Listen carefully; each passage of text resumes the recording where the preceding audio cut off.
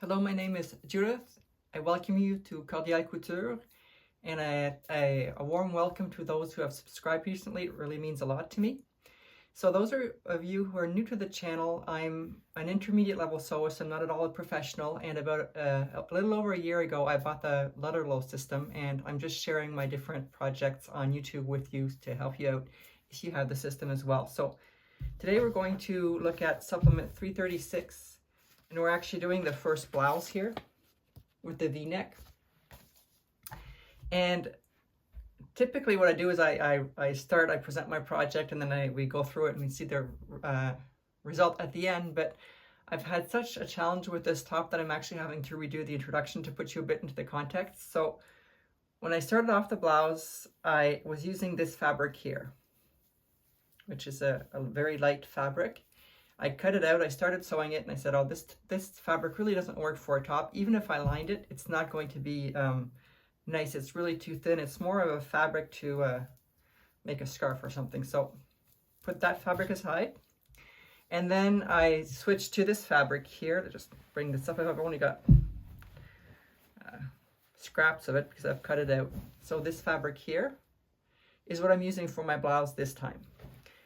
So the other challenge is it's a V-neck, and the last time I made a V-neck was my red summer top, and I had a hard time aligning the V, and I'm still having that same challenge this time. So I've got a video that I'll link below which really shows you how to do the right method, but I guess it's a limit of my current qualifications as a sewist, but I've unsewn it and resewn it about 10 times to the extent that I had to recut out the front piece and the neck because I had worn out the fabric and the stitch line. So, and despite drawing everything, I just can't get it exactly at the right V. So that's why it's taken me longer to publish this video, because I've been working a lot at the neckline.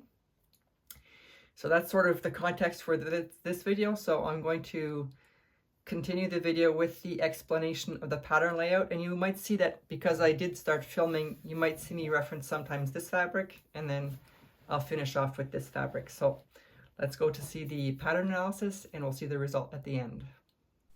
So this is the pattern analysis. It is in the 336 supplement. We'll be doing the pattern on the first page here. If we look here, we have two versions of the same top. One with the neckline that is, it's not a cowl neck, but it's I don't know how to define it, but it's a neckline like this, versus this one which has the alternating colors, and it's just a V-neck and short sleeves versus long sleeves. You notice right away, I'll just zoom in here a bit like this. So here there's a seam line on the front that you can do for a design element. Because my fabric is see-through, I'm going to not put the seam line. I'm going to put the front piece right on the fold to not have this seam line. We also notice that the shoulder sleeves, shoulder here is off the shoulder. It's not right up here. So when you're placing your pattern in front of you to see if it fits, the shoulder will be off this way. This is a longer sleeve, not necessarily a full-length sleeve, and this is just a short sleeve. This is pattern 241. This is pattern 242. And we have here the fabric quantity. So 242, which is the one we're doing, says 110 by 150 centimeters approximately. That depends on your size. And then here the shirt tells you for the white fabric it's like this, but we do notice here that the alternating color bands that are here, they mention are in, first of all, knit fabric, which is different. So you're doing a combination of standard versus knit, and these are the quantities for the alternating colors. So if we look at the pattern here, let's zoom in a bit. Okay, we start off with the sleeve here, so you're going to trace this with your bust measurement. Going to go all around here. This is for 242, so the pattern with the long sleeves, and you've got the picture here. So you do see the sleeves are off the shoulder. This is the front, so you have to indicate front. And if you need to do the straight of grain, you can trace a line from this to this here, per horizontal, and then you take your middle here. This extended line indicates it's your middle sleeve, which would then have to be hooked up to your shoulder seams here. So it's important to trace and identify this area. So you can do a perpendicular line with the one that was here, and that gives you a straight of grain. The next piece here is the back. So we see that the back is on the fold because it's a dashed line. Again, anything up here is based on your bust measurement, and anything below is based on your hip measurement. I did extend this 3 inches because I'm tall. And then your straight of grain line can be perpendicular to your pattern piece here. This is D, so this indicates this goes with this piece here. So this is for the short sleeve shirt, and it's the sleeve that's here. So it's saying that you're going to sew it along here. And we see it's in knit, as I said, and it's an alternating color. That's what this picture means. It's 4 centimeters wide and approximately 4 centimeters long. So this approximate, once you've cut out your pattern pieces for your front and back, you're going to measure your armhole length, and then that'll be the actual length of your pattern. The straight of grain is this way. So this is for shirt 241. This is the long sleeve. This is both long and short sleeve. This is your front pattern piece. And here we notice that it's a straight line, so it's not placed on the fold. I will place it on the fold, but normally you don't. And you would have a front seam here for a design element.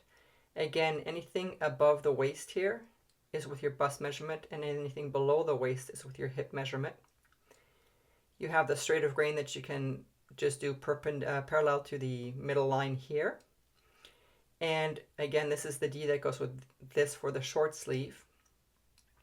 We have B here, that's an indication that we'll look at. And this 242 says that for the long sleeve version, you have to do facing here. The next piece here is again in knit fabric, contrasting, and it has B. So that is the, if we look at the front here, we're talking about this piece here. That's going to go, so again, it's 4 centimeters wide, and the length here will depend on your cut finish pattern. So you'll sew that along there all the way to the back. And then here it says it goes to C, so C goes all the way to the middle back. So your length is going to be this plus here. So you have to, your piece has to go all the way around to the middle of the back.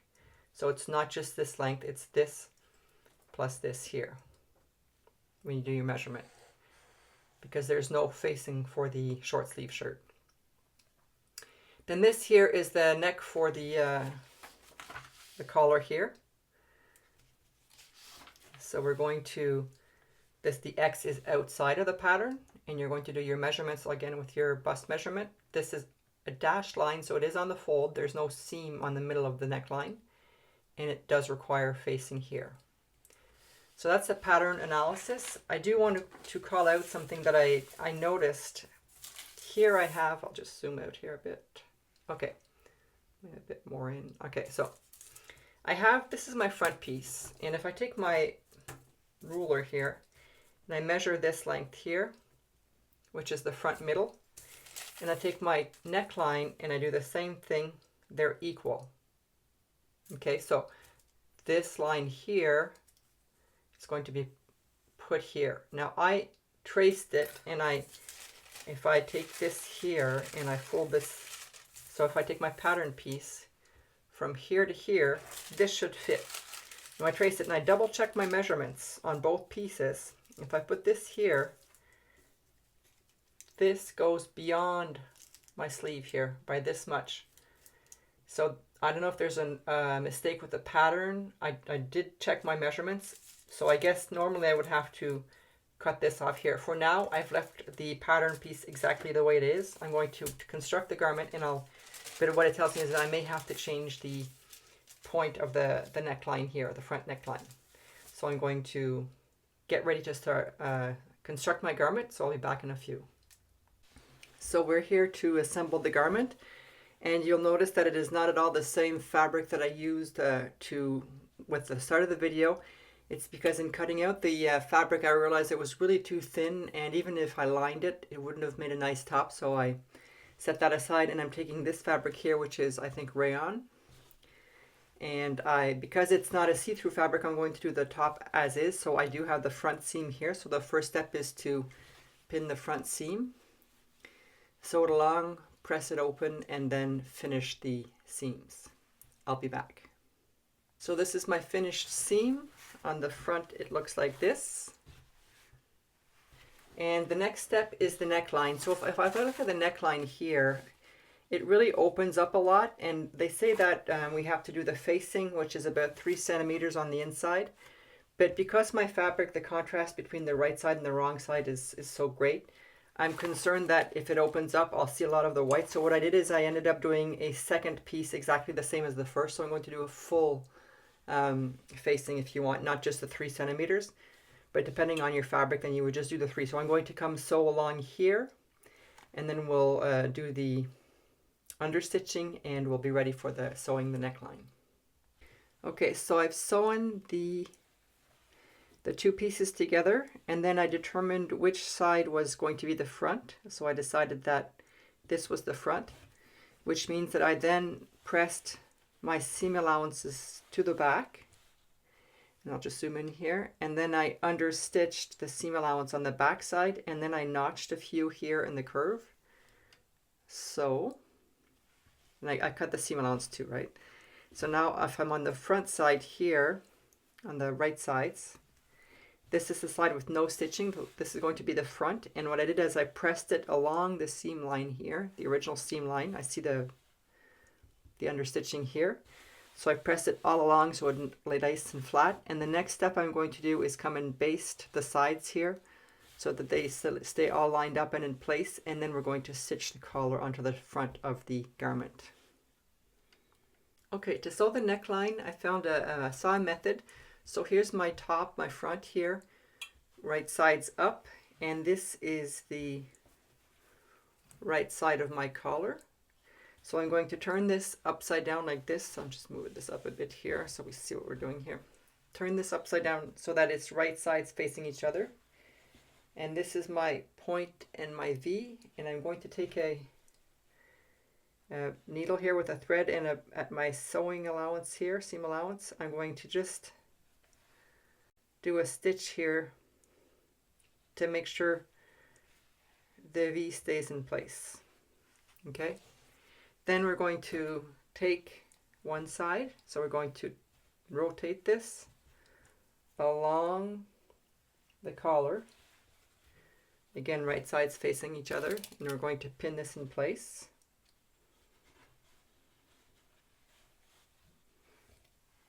Get this out of the way.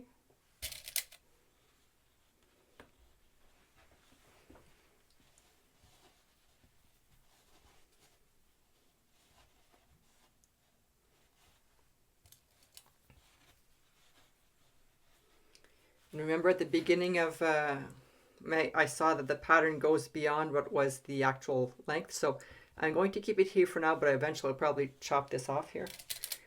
So we pin and we sew from the top here. So that's on one side. And because we have our thread in place to keep our V in the right spot, bottom, we're going to rotate this again onto the other side. So your shirt's going to twist and turn. Twist. I'm going to do the same exercise here where we line up our collar.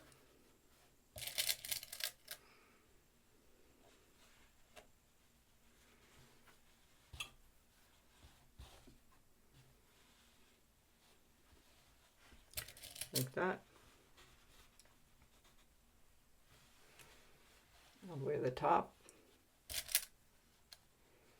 Might put in a few more pins, but that's the idea. And then so here we have our, what we're going to have to do is we're going to have to sew on the inside like this. So sew along this way and then turn and then sew. I've got my thread that's in the way, but sew on this side here. I hope that's clear. So I'm going to go do that and we shall be back. So here I've sewn the neckline, and as I said in the beginning of the video, it's not quite perfect. If I zoom in, you'll see that I have this little fold here, so I didn't quite get it perfect, but for now I'll leave it like that because I don't have enough fabric to start again and I don't want to rip my fabric. And I did say that for some reason the pattern pieces are longer than the actual V, so I'll probably cut these off. Well, I will cut them off actually. I don't know if it would have been better to start here and then have a the V go down further, because if you look at the picture, it is quite a gaping neckline, but I don't mind if it's not as gaping, so I'll do it this way. If you guys manage to trace your patterns and they fit perfectly, great, but mine didn't. So the next step is, I'll just move this up here. I've got, this is the front, so the right side. I'll take my back and I'll line up my shoulder seams here, pin my shoulders on both sides. And also here, if I look at the, oops, there you go. There's a sleeve, so from down here all the way to the bottom, I'll pin on both sides. So I'll go sew my sides, sew my shoulders, press the seams open, finish with the overlock, and we'll come back and then we'll start working on the facing. So here I've sewn my shoulder seams and finished them like this on both sides and the side seams as well. And I did try it on and it's looking good, so it makes me forget all the hardship I had with my neckline. So the next step is to do the facings. So I have this facing here. I'll just bring my pieces together. So I've got the fabric facing here for the inside of the V. So I'm going to come and sew here so that it's one single piece. I'm going to do the same thing with my interfacing, sew it again so that I'll be able to put them together. And then here's my back neck. So it's just one piece. I cut it on the fold. So here I have my right side of the fabric with the non-sticky side of the facing. And what I'm going to do is I'm going to sew along the outer edge here with my seam allowance all the way around here. And I'll come back for the next step. So I'm going to do that for the back collar. And once I've got these two sewn together, I'm going to do the same thing. So I'll be back after that step. So here are my two facings. This is the back collar with the sewn here, and my V that's sewn together and sewn on the outside. So the next step is to come and cut the seam allowances on the outside and then turn this around. So I'll go do this and I'll show you the next step. So I've cut the seam allowances on my pieces. The next step is to turn this inside out. So this is the back collar. Going to do it so that the right side is facing out, and you're going to really make sure that it lines up fine, nice here, and that you've got the interfacing just on the back side. Just going to work that so that it's really nice.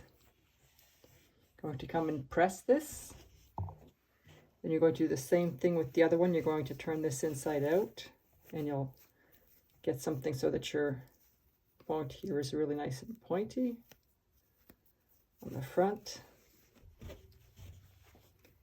And then for each side here, I'm going to probably start with finger pressing, but making sure again that the fabric and the interfacing just align at the seam here on both sides with our point. I still have a bit to take out here, but you'll do this side, you'll do the other side, you'll come and press all this. And then before I come back at the same time, once I've got all that pressed and I've got interfaced, I'm going to take my right sides together here. I'm going to put my back collar, I'm going to sew here. My other back collar, I'm going to sew here, oops, here and here. And then cut the seam allowance so that we'll have just one piece of facing to sew to the blouse. So I'll be back. Okay, so it's not that simple to put the facing on with the whole neck and the V and all this part already. I have a video that explains it, but I don't think I have what it takes tonight to do that, so I've decided to simplify it. I unsewed and kept only the back interfacing, and what I'm going to do is I'm going to cheat. I hope it works. So I lined up my center back, and I'm going to sew up to just about the seam here for the shoulders on both sides. Cut the seam allowance and then turn that inside, and then hopefully tack this part to the shoulder seam. So I hope it works. I'll go try it out and I'll be back. Okay, so I sewed my back facing here, and I didn't sew the full seam allowance, the 5/8. I sewed just the width of my presser foot so that I would not have to turn in too much. So I've got the shirt inside out, and the idea is that I'm going to turn this like this and right on the seam line. If I turn here, The piece that's not sewn would turn in like this, and I would attach it to the sleeve. So it shouldn't be too bad. And then the same thing on the other side. I'll turn it in and then attach it to the sleeve like that. So I think it's going to work. So what I'm going to do now is, since it seems to work, I'm going to understitch here, press inside, and then sew on the shoulder seams, and I'll be back. So you see here I finished putting in the facing in the back here, and it actually turned out quite all right. I did stitch to the seam for the shoulder seams here on each side, and I think it's going to be okay. So I cheated a bit for the facing, but I think the result is good. So the next step is to do the sleeves. So I have my two sleeves here that I have pinned right sides together, and I did identify with the V which side is the front. It's important when we go to put on our sleeve. And I also put a line here for the middle center, because that's where we're going to attach our with the sleeve seam. So I'm going to go for each sleeve, sorry. So the seams here, press open, finish with the overlock, and we'll be back to put on to the blouse. So here's my sleeve. I've turned it right side out, but this is the, I sewed it together. I put the seam. Make sure I have the right front here. So you turn your sleeve right side out so that you can put right sides together, making sure you've got the right front and the right back. Now, I had to put in gathering stitches here, but I think it might be because here on my side seam, see there's a slant. Maybe I should have stopped sewing here, and that would have given me all this and all this extra space here. I don't know. But I'm not going to undo the seam, so I did gathering stitches, and what I'll do is I'll just ease it out so that it fits. So you take your bottom seam here, line them up, and I tried to have my seam allowances face opposite sides so there's not as much bulk. So do that, pin it in place. Then I find my middle, which is the pink line here. I align it with the seam line here for the shoulder,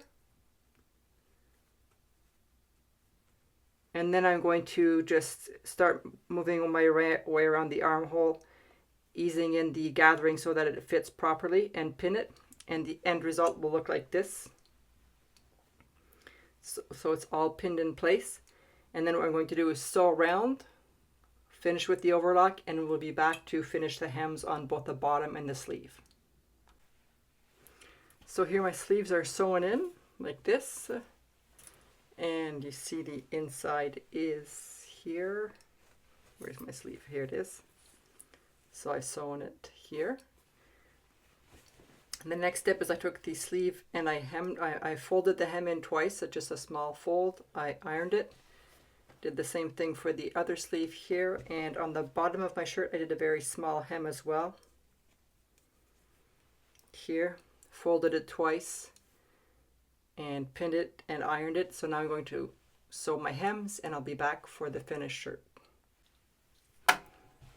So here's my finished top. I have my facing here, my neckline here. Here's my finished sleeves, the bottom hem here as well. And if I turn this inside out,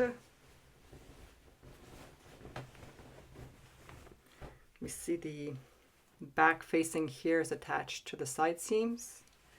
I turn this here.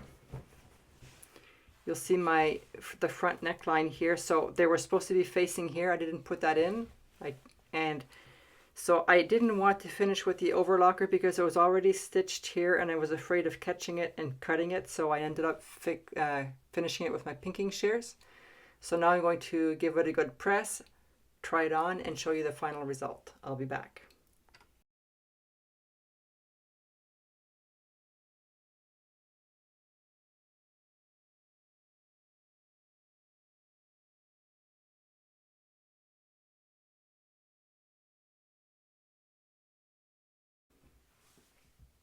So there you have it. There's my blouse.